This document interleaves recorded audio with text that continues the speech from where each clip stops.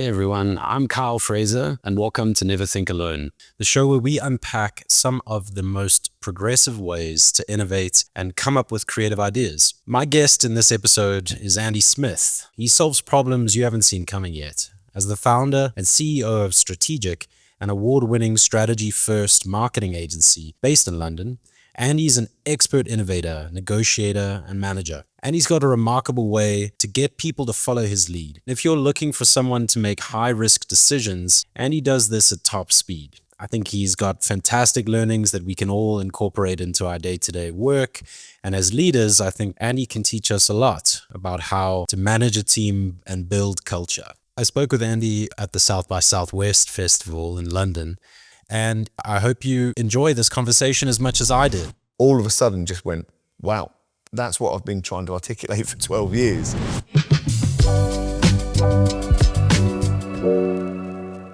Yeah, Andy, we've had a great chat already this morning. Yeah. Speaking about StrategiQ, everything that you're doing here. Why don't you take me back in time before we get stuck into a conversation around innovation and creativity and culture, and let's talk about how it all started. Wow. How far do you want to go? Yeah, let's go. The beginning of this, at least. Yeah, so I was, like you, an agency guy. I grew up in sales and marketing. I grew up in strategy in the corporate world. Went to work with a really cool agency that got on the cusp of web, for those of the listeners that are my age, back in the Yellow Pages days. And we moved into web and SEO really early. So I'm going back maybe close to 20 years ago, and became a sales director of this really cool agency. And then we went through 4 years into that period, we went into a venture capitalist situation, and the original founder done well. But it just changed the dynamic of the agency, and I came to this crossroads in my career where I was either going to stay in that world or do my own thing. And I made the decision to do my own thing. There's a few drivers around that, young family at the time, and maybe a bit grumpy about the direction that was going. The strategic piece was an interesting way of making sure that I always found that when you're speaking to business owners, that understanding what the strategy was behind the business growth, and understanding what the strategy was behind marketing, understanding what the strategy was behind their go-to-market plans. And I think that the strategic just felt right. I was a bit naive with trying to put a Q on the end of it and trying to get people to spell it, and how that was going to be an awards night when people were calling it strategy IQ, and it would drive us crazy. But strategic has stuck since, and it's the heart of what we do. And the brand has moved on and developed in those 12 years. But yeah, I guess it was born out of a desire to run something and own something, like lots of us do, and be in control of our own destiny, but also have the opportunity to shape a business the way that you think it should be shaped. Let's talk a little bit about how you shape culture. How do you go about nudging a culture of creativity, innovation? I can understand that has so many different facets. Like, what does that bring to mind for you? I think the basics of being happy and comfortable as a leader, so it's authentic. Growing up in corporate world, I was sort of almost trained military style on leadership. I did every course on communication, every course on situational leadership. And I think you just have to really understand what culture you want to set. You have to be comfortable as a leader. And I always think that the reason I found it easy to grow and develop an agency or shape the culture was because a lot of agencies are founded by really strong creative people, and their love and their passion is for creativity, and their happiness is brand, and their happiness is doing the work. And that's brilliant, because what happens is you do great work and people want to join the agency because you do great work. But actually you get to 10, 15, 20 people and it pulls you away from doing the great work. So as a creative centered person, you always get pulled back into that love and that passion, whereas maybe the people part isn't your love and passion. And on the other side of agency world, you get the really, incredible technology-based people, strong development, to SEOs. I mean, we work with, my CTO is just an amazing human being, but he gets tech. And I guess I've sat in the middle of that. I'm not a creative per se. I've surrounded myself with creatives. I'm not a techie. I love that crossroads of leadership and building. So that's the sort of foundation of being comfortable with who you are as a leader and how to lead and how to inspire. So that's where it takes me first. The second place it takes me is just being a good person and being authentic. over the years, you're building relationships with people on a 50-50 basis. You know, when someone joins the agency or when a client comes, it's a partnership. And I think if you start there, culture then starts to come off the back of that. I'm not a great one for, when you say, how do you nudge? I don't really nudge. I throw grenades and then try and pick up the pieces afterwards. But I'm just relentlessly ambitious about where I want to take the agency. I'm relentlessly ambitious about the vision that we try to create. And I think if you're authentic and you understand that, I think people buy into that process. That's what culture is, right? You know, your culture is the energy that you bring. Your culture is how you tolerate standards. When you're working with a client or you're working with an individual, I think just people knowing what good is and what bad is and what is acceptable and what's not acceptable, I think they're the things that culture hangs off of. And you know, everyone's read the books, right? There's hundreds of books around culture, and the quote that lands out to me is, culture is what you tolerate. And your culture is the strength of your weakest person. And I think if you think about those things, then if you help and support and train and coach the newest person in the team, marketing execs, then it helps everyone on their journey. Speak to me a little bit about the models. We talked a little bit about 70-20-10, some of the principles of new future value. What I really love about the conversations that we've had so far is how intentional you are with that. Yeah. And how seemingly relentless with that as well. Like you're building a framework and you're revisiting it, you're reiterating it. That's what I've kind of picked up so far. Tell me a little bit about the different models you use to build the innovation processes, the culture, the spaces. Yeah, we've been on a journey like most agencies or CMOs over the years. I think what happened with New Future Value is 10, 12 years ago, it felt like everyone was running at marketing but without a strategy.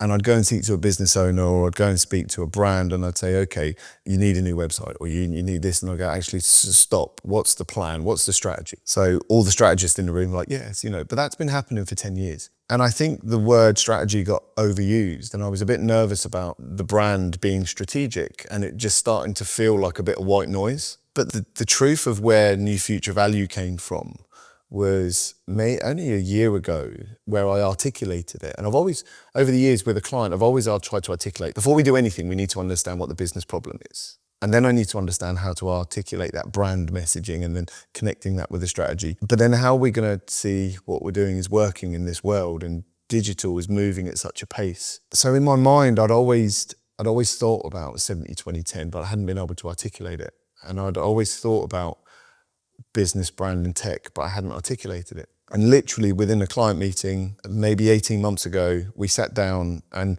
we were at that strategic positioning piece where we were chatting about the problem. And I just got a pen and a board and we were chatting. I said, look, the challenge we've got here is that the CMO was going, if I work with you, how are you going to show me value? If I'm going to invest this amount of money in this project with you, how am I going to say to my CEO that this worked and how do we prove it? Because I'm not going to get any budget until I can prove it. And you kind of take that deep breath and you go, okay, look, this is what we're going to do. And I got a pen and I went, right, the first circle is this understanding the business challenge. And what you're doing at the moment is you're just writing a marketing strategy to talk to that. But the problem is the brand doesn't support what you're saying. And it's not about a marketing strategy. It's about making sure that your business and your brand is connected with the marketing strategy. And you could see the CMO going, yeah. I said, but the real challenge here is you've underinvested in tech for the last 10 years. So I've got no visibility of your customer. I've got no visibility of data. So how am I going to prove that point? How can we drive future value? So we need to have a tech piece here. But the problem with that is your brand has to connect with your tech, and that's your customer experience. And I wrote customer experience in the middle of this Venn diagram that was building. And I said, to connect your business back up to your tech strategy, you need data. So you need a data strategy as well. And this Venn diagram sort of appeared in front of the three of us. And I said, you know, in the middle, that's how you get value. That's new future value. So connecting the business and brand and tech with marketing, customer experience and data, all of a sudden just went, wow, that's what I've been trying to articulate for 12 years in one accidental moment. And that's when I sat down with the team and I said, I think we've got to think about where strategic sits as a word and where new future value or where value sits as a word. And the way that we're talking about it now is almost like strategic is Nike and just do it is new future value. And that's that part of that framework. So where we moved on from that is then to start thinking about the next part of the framework, which is the 70-20-10. And it came out of, 70-20-10 is not trademarked to strategic, right? That's been a methodology for years people have used around, and business improvement. Spend 70% of the time, paid media, it was strong in paid media. We used to use that methodology with paid media campaigns. So 70% knowing where your audience is, knowing what channels are going to work, spend money there, let's mitigate risk. 20%, let's try YouTube because we've never done that before. Let's try and accelerate a new audience. And 10%, we don't even know what TikTok is, so let's try TikTok. But don't put all 70% in TikTok because you don't know what the results are going to be. So our paid media team had sort of worked, like lots of paid media teams across the globe, around that methodology. But where we started to think about business, brand and tech and optimize, accelerate and innovate was when you're writing strategy or when a client comes to you with a problem, the first thing we had to do was, and we were doing this a lot, we were auditing search, we were auditing the brand, we were auditing paid media performance. And some CMOs, CEOs, some business owners, some founders, they get really scared if you go too crazy, right? If you chuck a grenade at it, then be careful. So 70% feels like a way of saying, let's just do what we're currently doing better. Let's do paid better. Let's do your brand better. Let's do your website better. Let's just marginal gains, Steve Brailsford methodology. But where are the new channels that you're not looking at? Where are the new markets that you're not looking at? Well, what can we do this 20% to accelerate your brand, your business, your results, your value? And what are you doing currently in your strategy that shows that you're taking a little bit of a risk, but not too much of a risk? Right? Where's the acceleration coming from? And then 10%, what don't you even know? What's coming around the corner in 2, 3, 5 years? Who's working on innovation within your business? Everyone should be talking about innovation. So all of a sudden, optimizing at 70% of our focus and our strategy felt like a really kind of safe place, but doing better work. And this 30% was this wedge that was being created in one of our frameworks. Like, that's how you drive a business forward.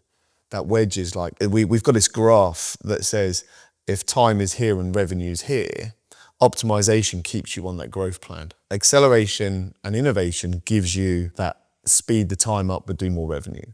And all of a sudden, that was where our differentiator came from within 70-20-10. There's some variables with that because some brands come to us and they're already doing optimization really well. You look at it and go, hey, you did a good job. Let's just do some great acceleration work. Let's do some innovation work. So it's not completely rigid. You can flex.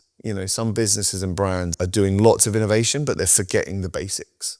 So sometimes we can go, hey, keep doing that, but let's just shore up this stuff. So all of a sudden, these two frameworks appeared in the last 18 months around who strategic are. And the final layer to this was we did a lot of work in the last 3 months, which people are struggling with how to articulate near future value. Because unless you're on a podcast, or unless you're sitting there talking, like, how do you land it really quickly? And all of this came down to brand and performance. And we've articulated this so brilliant now, and a lot of the messaging that's going to come out with strategic now is that understand your brand, but understand performance. And those two are not exclusive. We're not the first agency to talk about brand and performance. There's lots of people talking about it now. But that now becomes the top layer. Brand, performance, optimize, accelerate, innovate, and then make sure your business, your brand and your tech is all aligned to do that. So that it just fits now. In 12 years, I've never been able to articulate strategic so easily. And then, of course, that gives you everything you need then as a kind of messaging framework to then build the agency back up to that point. It's fantastic. That makes sense. Yeah, absolutely. Yeah, and I love the way that you've landed on that articulation now. It makes total sense. Let's talk a little bit about innovation for you. Maybe even broach the subject of AI, what that looks like, your point of view in terms of how you're investing in it. Same methodology in lots of ways. We apply, optimize, accelerate, innovate to our own thinking. So, shoring up how we operate as a business and the processes and systems, do what we do, but better. I've been on a journey as an individual, as an agency owner with AI. The first time I really started to take it seriously was 2.5 years ago, I guess. Part of a network of agencies globally called Amen. And I sat in our Bangkok conference, it's going to be 2.5 years ago. It's the first time I'd listened or heard an AI talk. It's the first time as an agency owner that I was inspired by or thought, shit, I've got to get ahead of this. And arguably there was lots of agencies that were maybe sort of ahead of that. So I remember sitting in that talk and we got a company WhatsApp group. And I put a note out to the WhatsApp group saying, or the company saying, Would anyone be interested in setting up an AI council internally and being part of it? And the time difference from Bangkok to the UK, I didn't realise it was 3 o'clock in the morning. I actually got one response at that time in the morning, which I don't know what worried me or pleased me, I don't know. And by the time everyone woke up in the UK, we got 60-ish people in the agency. I had 40 people in the agency going, yeah, well, I was waiting for you to ask, when were we going to do this sort of thing? And I was, shit, have I missed the boat on this? So, and I'm going back 2.5 years. So the first part of innovation, to answer your question and what StrategiQ do, is we got everyone. There wasn't like, okay, we've had 40 responses, you're the top 10. It was like, okay, we've got 40 people in the agency who want to be part of an AI council. So we started up a monthly meeting. We said, look, what's out there in the industry? And bearing in mind, we are at the intersection as an agency between business, brand and tech. So we have a brilliant creative team, we have a brilliant tech team, we have a brilliant data and performance team. So we already had the elements of what we needed as an agency. We just hadn't layered the AI thinking into it. We had, but people weren't talking about it. So my creative team were using AI. My SEO team were using AI, paid media team were using AI. We just didn't have a strategy around it. It was just almost like what our industry is like, they'd grabbed hold of the tech, but we hadn't created a messaging framework or innovation culture around AI as strategic. So the AI Council was the first step into that. We made it visible. We then started to think about, okay, what's the role of the council? What are the roles within the council? And how are we going to drive innovation through the council, specifically with AI through the business? So that was the first thing, 2.5 years ago, sitting in a conference, sending it out to the company going, does anyone want to get involved with AI? And of course now, can't not be an AI. What do I feel about it if we go back a step? I'm not hesitant with AI. I'm hesitant about what I see AI being used for now in the wrong way. So you'll know as an agency owner yourself, you can see straight through an AI CV. And I'm kind of scared about that because as a strategist, I'm worried that I'm going to see AI strategies. And when we first wrote our manifesto 2 years ago about what AI is for StrategiQ, we did that classic human brain, meets innovation kind of thing. And I still don't think we've got our head around this as an industry. I'm just nervous it's going to make our industry. I'm scared it's going to make us lazy. You learn from making mistakes, you learn from doing a hard graft, you learn from sitting there until 3 o'clock in the morning trying to agonise over a strategy. And it worries me that I can go write me a strategy for a fintech company that's about to do a startup in this industry with these two, and it goes, and it's done. I'll go, is that too easy now? Do we need to make more mistakes to get that right? And I wonder, at the moment, that just brain dumping a little bit, I wonder how much we're in this position where the old tech is out of date and the new tech no one really understands. And how long is it before we all sort of catch up and find a place where it's working? And if we think about data strategy and data visibility, I'm seeing platforms come out at such a rate where I don't know if I trust them yet. I don't know if I trust the data yet. And I'm now spending more time trying to verify what AI is telling me rather than doing the work to get to a point where I'm happy with it. So it's just the journey we're on, right? It's exciting. It's no different when we moved from Flash to CMS platforms, and the technology is always going to move at a rate. It just feels at this point, I don't feel that as an agency owner I can get close enough to all of it. So that's why I've had to make sure that our departments are all in it, and then they can just layer the information up. Give the ownership and the accountability to the smart people within the agency, right? And let them tell you what we need to be doing and how we need to be using it. We've heard the analogy a few times at South by Southwest. Heard from a few people like Demis Hassabis. I know Satya Nadella has referred to it in this way. Sundar from Google referred to it in a similar way. Like the AI operating system, if you will, is more akin to electricity than normal everyday technology. When we think about it like electricity, the way that it sparks ideas for me is in the workspace, you use electricity. If you had to step back 150 years, if you're using electricity all day at work, getting it to operate some interesting machines, you turn the light switch on, and you go home and you say, well, I'm not going to invest in this electricity thing. When you start to think about AI in a similar way, in that analogy, it opens up the aperture of what's possible for you as an individual. And I think that's a lot of the reason why we've seen, in my own experience in our own space, in Plus Narrative, we've seen individuals using AI in ways that they might not necessarily use at work,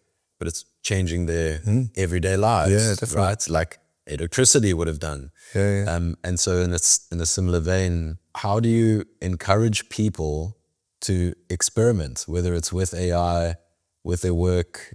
How do you get people to see that? Like charisma aside, because I can clearly see that as a leader, Yeah. you know, I'd listen like that. And you have this wonderful energy for that. But what I'm struggling with is we have a lot of clients coming to us going like, we want to use AI and we want to do this interesting stuff. And a lot of it seems to be a behavior change adoption issue. There's one side of it, like you said earlier, technologists diving in really, really deep.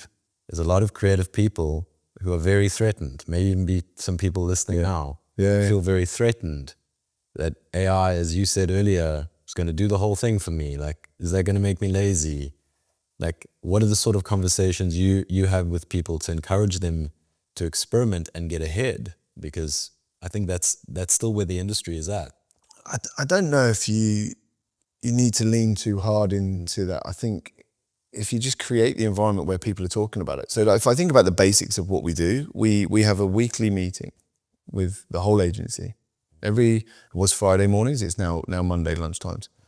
And we share work and we talk around what the AI council are doing. We create the environment where it's okay to talk about it. So I think that's the basics. Sometimes you can think, how am I going to be more innovative? And actually just do the basics really well. So what do, right? If I just reel them off, we created a council and we made it open to everyone and we created a structure around it. We started speaking around it and it becomes narrative. It becomes the norm, right? We've turned the lights on, right? To use the electric analogy.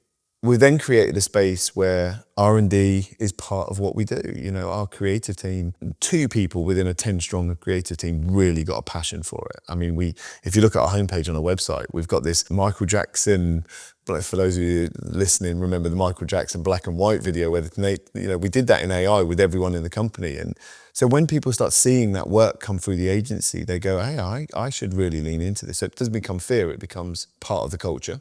18 months ago, we won a UK Search Awards first award for best use of AI in search with work that our search team was doing as part of R&D. It becomes day to day. And then AI is just an enabler. It's not, I think your culture just starts to move and early adopters start it. And everyone's seen the curve, the early adopters, curve that way. The early adopters then create the environment. And I just think as a leadership team, look, what does it really come to? If I'm scared of it, the agency is going to be scared of it. If I'm leaning into it, the agency is going to lean into it. So if the leadership team are saying, what are we doing with this now, and asking questions, and it's not a top down, it's a, what are we doing about it? I don't know, can you help? Then somewhere in the middle, the agency sort of functions around it. Yesterday, we had a board meeting yesterday and we sort of looked at how AI is now going to structure the company to get us to our 3-year plan, our 3-year vision. And that's probably the first time we've gone, okay, this is the line, but AI sat underneath everything. It didn't sit here. It went, right, okay, we need a really strong strategy department, really need a strong brand. If we're going to be brand and performance, we need clear strategy, we need a clear branding department, we need a clear performance department, right? And AI just sits under everything. You don't put tech into tech anymore, you put AI across everything. Because then agentic AI is going to talk to us about workflows and efficiencies, and you've got to embrace it. And if you embrace it, and you embrace R&D, you embrace the journey that we're going to go on it, then the team will come along and hopefully they'll be inspired by it as well. And then of course, the work that I see coming out of the departments now, we had a presentation from one of our creative teams. Again, the basics of, we do a great work section of every other company meeting. So we say, look, what great work's happening in the agency? And most of the time now, the great work centers around stuff we've been doing in AI. So it sort of fuels itself. We've spoken a little bit about how AI could potentially disrupt the way that the work is done. So writing the strategy, the way that we work on a day-to-day basis. How do you feel about the way it could potentially disrupt the business model, the organization itself, whether that's revenue, in whatever direction? Yeah, I mean, when we spoke about this before, we used the word fear. And I think we've got to recognize that some people, when you see the word disruption, it can create fear. When you think about how things are going to change, I mean, just think about change curve, right? If you go back to the basics of psychology, AI is going to make things change and people are going to go into a little bit of denial. It's not going to change, it'll be okay, it'll go away. Then they accept it. Then they panic because they haven't got a plan.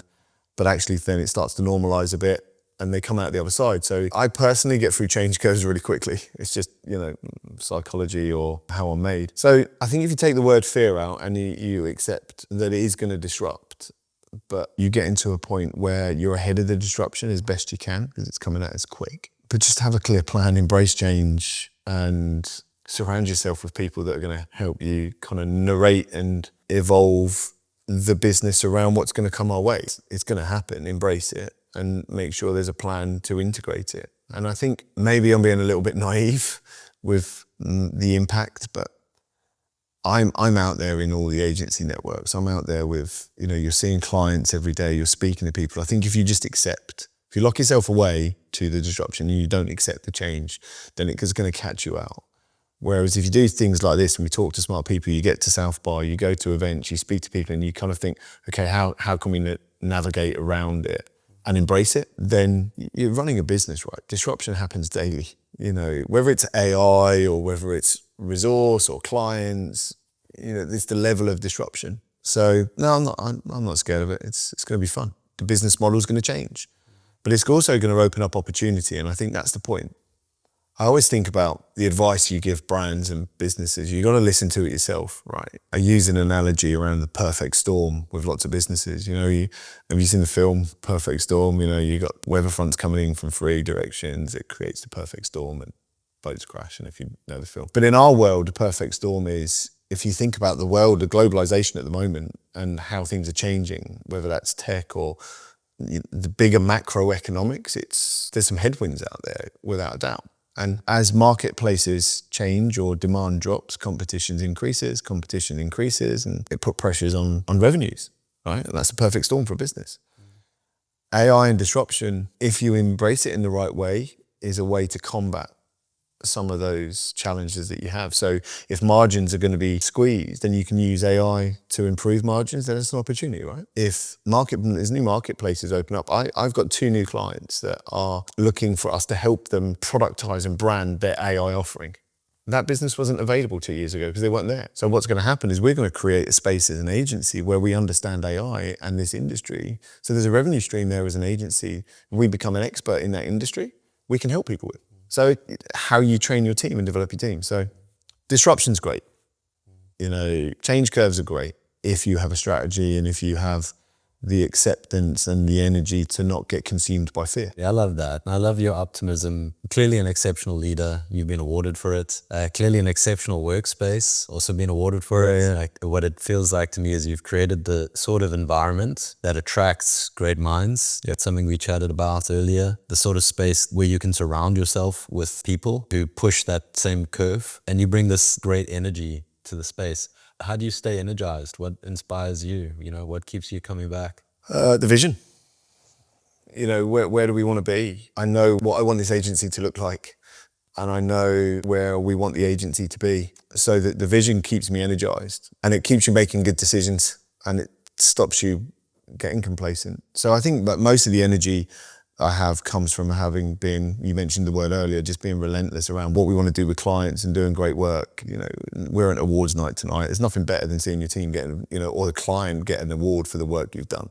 So you get those little boosts of going, okay, we're doing the right thing. We had 2 promotions in the last 2 weeks, and you go actually seeing people develop. I went to one of the people that works for us, got married, been with us for 8 years, and you've been on that life journey with some of your team. So that energizes you. Winning new clients energizes you. Sleeping well, going to the gym, limiting alcohol. I think as you get older, you have to be careful about, how you look after yourself so you can physically turn up. We did a 10-year anniversary video that's on our website 2 years ago, coming up 3 years ago. And there was a quote in there that I just said in this sort of format when we were chatting, like, I don't know when it ends. I don't know when enough's enough. There's not a line in the sand that says, some agency owners plan around an exit, and that's great. That's the thing that keeps them going, that end point. I think with me, the vision of what it's going to look like is the end point, but that vision keeps changing. So let's just enjoy it. Andy, we've spoken about a wide-ranging list of topics. Yeah. Is there anything or any questions that I haven't asked you that I should have asked? If I'm a CEO and a CMO now, how do I navigate this? If I think about it from people watching us chat about stuff, it's been quite, you've been very kind about, some of the word we've used about strategic as an agency and leadership and stuff. But from an audience point of view, what would you do now if you were like a CEO or CMO of it? I think the CMO actually, or the boardroom, it's a tough place to be.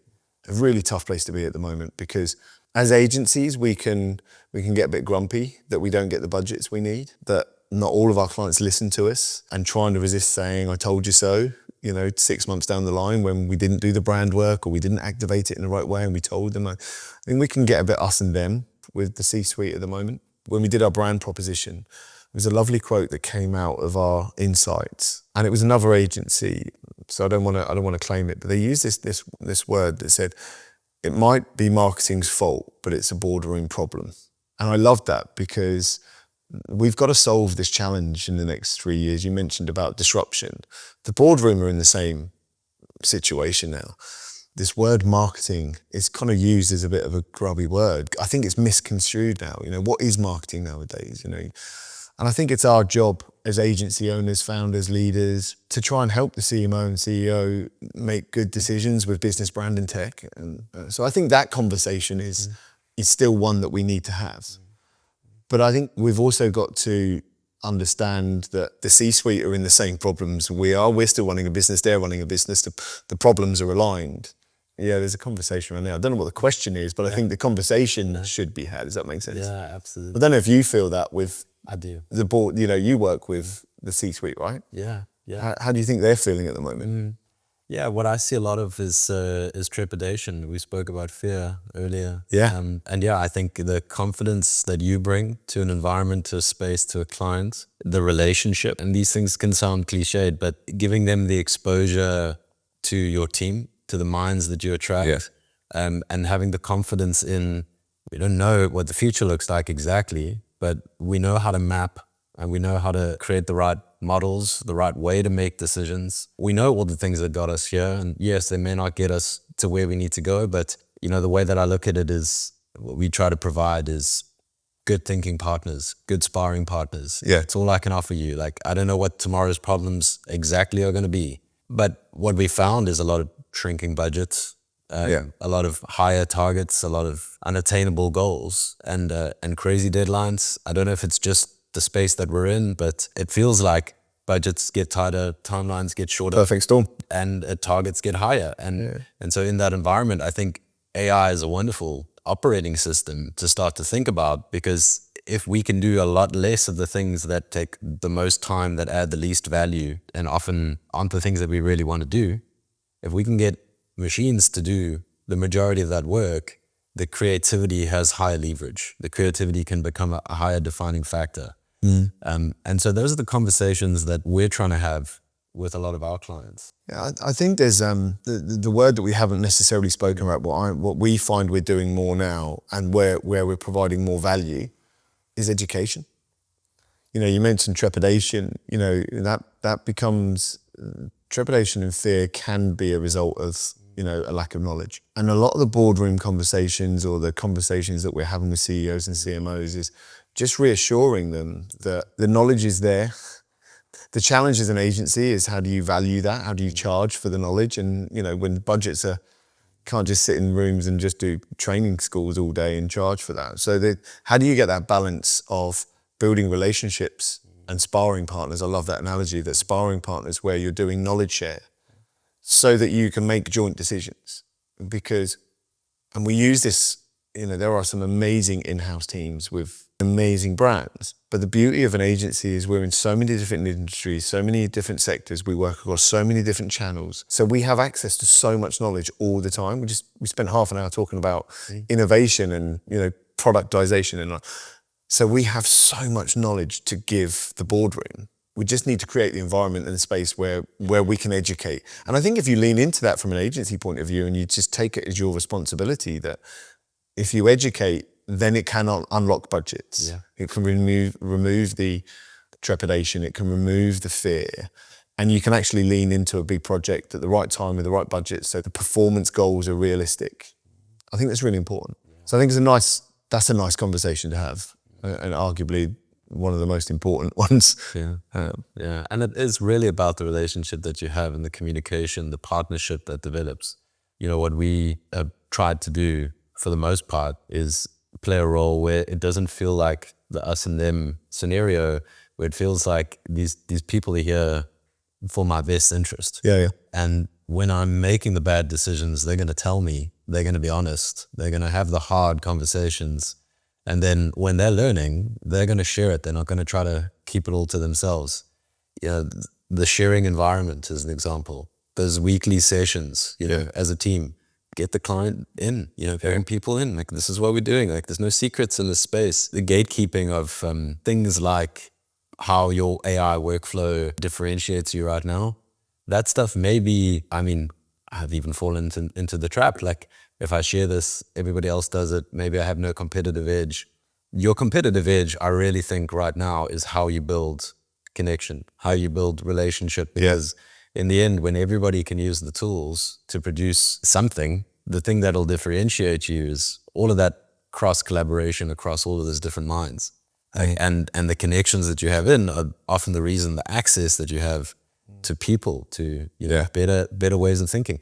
Just in this conversation, and the chats that we've had, the inspiration that I get from leaders like you is the thing that helps me, go into the next chat, the next discussion. And I think that sort of closed-minded, approach to this, as brands, as clients, like, I know it's a competitive environment, and so we worry, about people kind of stealing and taking those ideas. But in our space, the number one thing we found is the more open we are, the more we share. We say, this is how we're using the tools, this is how we approach this problem. The more amazing problems and tools come at us to solve, and that's at least our approach, and it's worked well. One of the questions we talked about before was, you said, give me an example of a bold decision that you've made. Now, obviously the obvious one was, we're sitting in London and I've made the decision to close our regional office, have one central location, get people back in the office again, and it's quite contentious when you think about home working and globalization and stuff. But we've made a bold decision to go, let's get back in again and talk. Not full time, we're still flexible. But that's the obvious one. The harder one, or the one that you won't know about, is last year. Every year we have 2 conferences to share the vision with the agency.